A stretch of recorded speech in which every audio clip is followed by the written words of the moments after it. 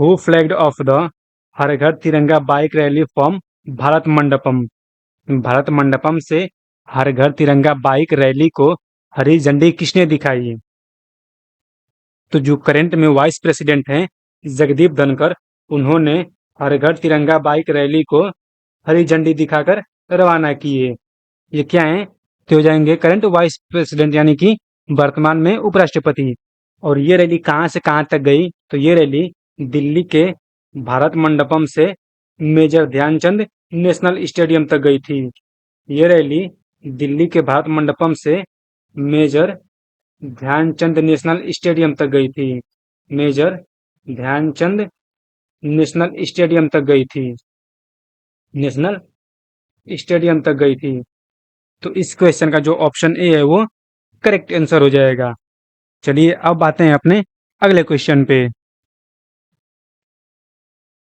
Which player won the ICC men's player of the month award for जुलाई 2024? जुलाई 2024 का ICC men's player का award इनमें से किस खिलाड़ी ने जीता? यहाँ पर दिया है आईसीसी। बात कर लें इसके पूरे नाम की फिर इसके फुल फॉर्म की, तो इसका फुल फॉर्म होता है इंटरनेशनल क्रिकेट काउंसिल। और अगर वही बात करें वुमेन्स की, तो वुमेन्स में हो जाएंगी श्रीलंका की चमारी अट्टापट्टू। वुमेन्स में हो जाएंगी श्रीलंका की चमारी अट्टापट्टू। तो इस क्वेश्चन का जो ऑप्शन बी है गस एटकिंसन राइट आंसर हो जाएगा। अब हम आते हैं अपने नेक्स्ट क्वेश्चन पे।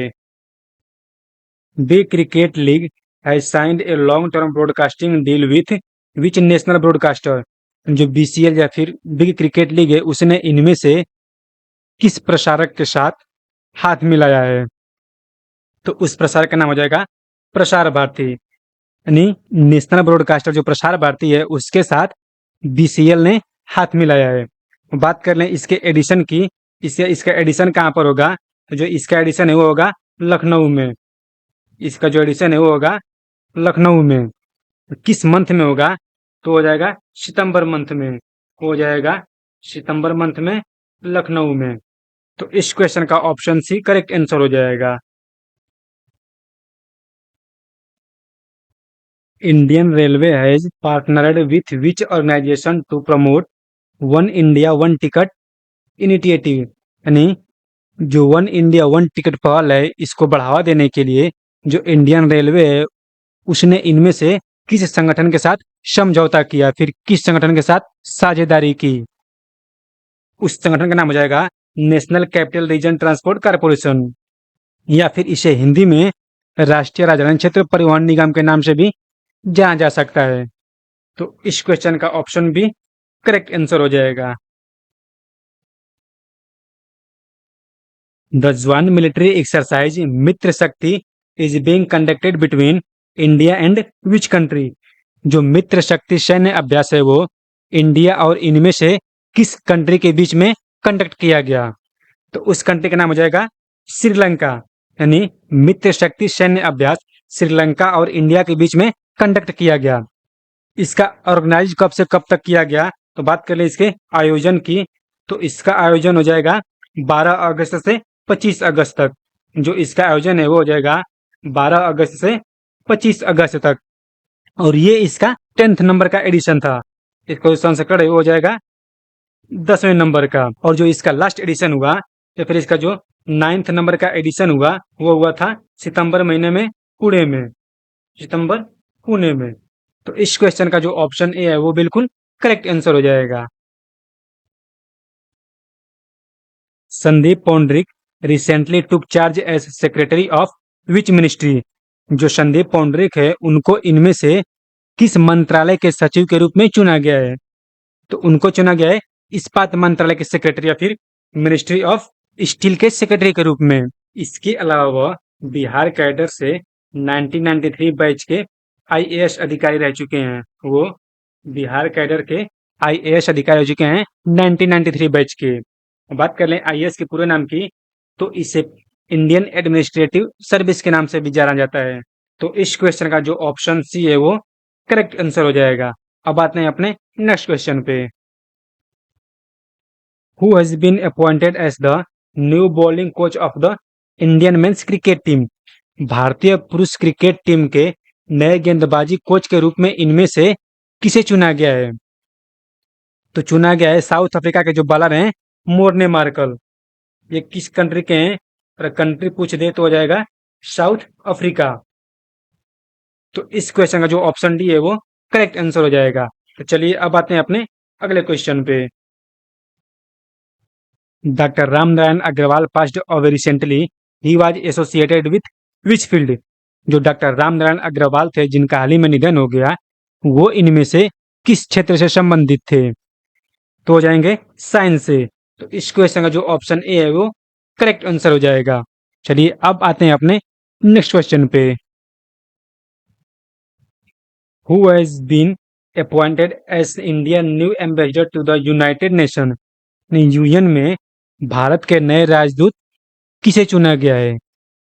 तो वो चुना गया है पी हरीश को। और जो प्रेजेंट में जो पी हरीश हैं वो जर्मनी में राजदूत हैं। प्रेजेंट में वो जर्मनी में राजदूत हैं। इस क्वेश्चन का ऑप्शन ए करेक्ट आंसर हो जाएगा।